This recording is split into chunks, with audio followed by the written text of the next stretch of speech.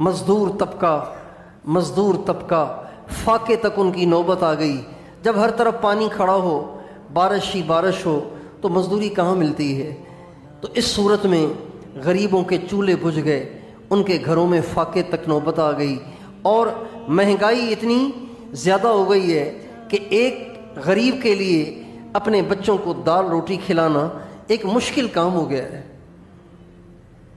اور اس مہنگائی سے غریب تو غریب، امیر بھی متاثر ہو گئے، اور نفسا نفسی کا عالم یہ ہے کہ کوئی کسی کا حال پوچھنے کا بھی روادار نہیں ہے۔ پڑوس میں کیا ہو رہا ہے، رشتہ داروں میں کیا ہو رہا ہے، بھائیوں کے گھروں میں کیا ہو رہا ہے، میری بہن پہ کیا گزر رہی ہے، میرے بھائی پہ کیا گزر رہی ہے، میرے بھائی کے بچے اور میری بہن کے بچے، اور پھوپھی ذات خالہ ذات تو بہت دور کی بات ہے، ماموں ذات اور تایا ذات اور چچا ذات تو بہت دور کی بات ہے۔ یہ رشتے تو اب ختم ہی ہو گئے کہ یہ میرا چچا ذات ہے، یہ میرا خالہ ذات ہے، اور یہ میرا ماموں ذات ہے، یہ میرا پھوپھی ذات ہے۔ یہ رشتے تو بس اب نام کے رہ گئے، زبان کے رہ گئے، وہ ہمدردی اور احساس بالکل ختم ہو گیا۔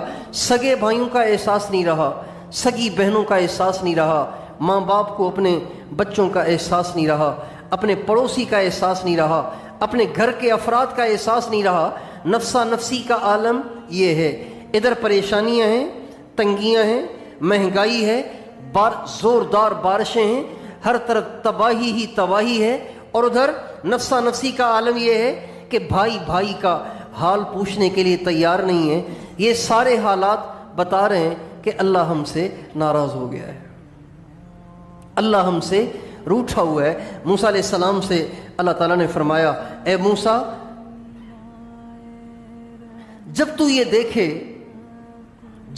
دیکھے کہ کٹائی کے اوقات میں بارش برسنے لگ جائے اور بجائی کے زمانے میں بارش نہ ہو، سمجھ جاؤ کہ میں ناراض ہوں۔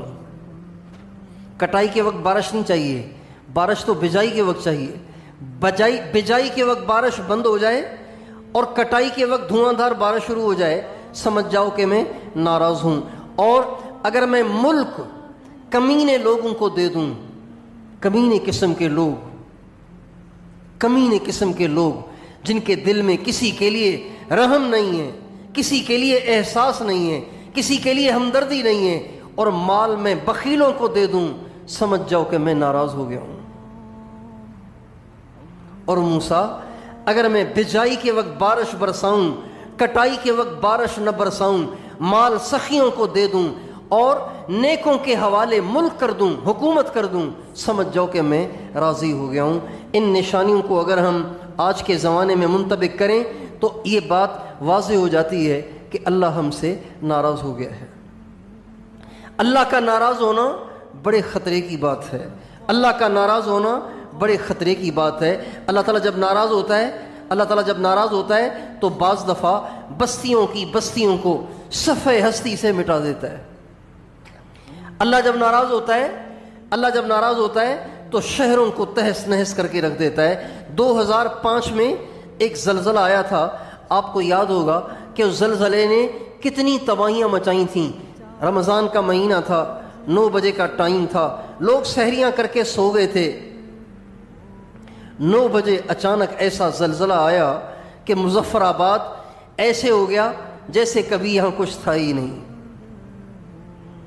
بالا کوٹ کی پہاڑیاں 2 ٹکڑے ہو گئیں، اور گھر ایسے چکنا چور ہو گئے جیسے کبھی یہاں گھر بنا ہوا ہی نہیں تھا، اور بعض جگہوں پہ تو زمین پھٹی اور بڑے بڑے پلازے زمین کے اندر چلے گئے۔ اللہ تعالیٰ جب ناراض ہوتا ہے تو بعض دفعہ اتنا بڑا حال آ جاتا ہے کہ اس حال کی ہم تلافی بھی نہیں کر پاتے، اس کی تلافی بھی ہم سے نہیں ہو سکتی۔ لہٰذا اللہ تعالیٰ چھوٹے چھوٹے حال بھیجے تو اسی سے انسان کو بیدار ہونا چاہیے، اللہ تعالیٰ کی طرف متوجہ ہونا چاہیے۔ آج کل یہ بارشیں، اتنی لمبی بارشیں تو پہلے کبھی بھی نہیں ہوتی، چل بارش چلی رہی ہے، اب بھی بتا رہے کہ مزید بارشیں ہونی ہیں۔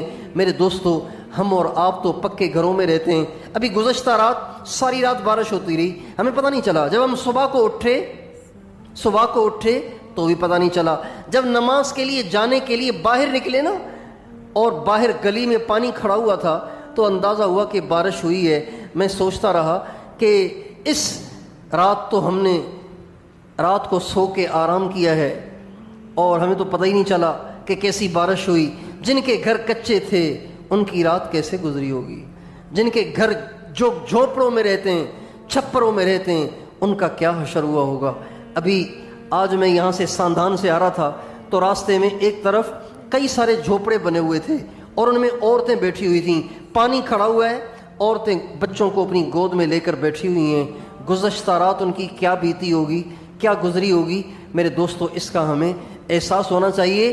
یہ جو اللہ پاک کی ناراضگی کے آثار ظاہر ہو رہے ہیں, یہ بڑے خطرے کی بات بھی ہے, بڑے خطرے کی بات بھی ہے, لیکن مایوسی کا مقام بھی نہیں ہے.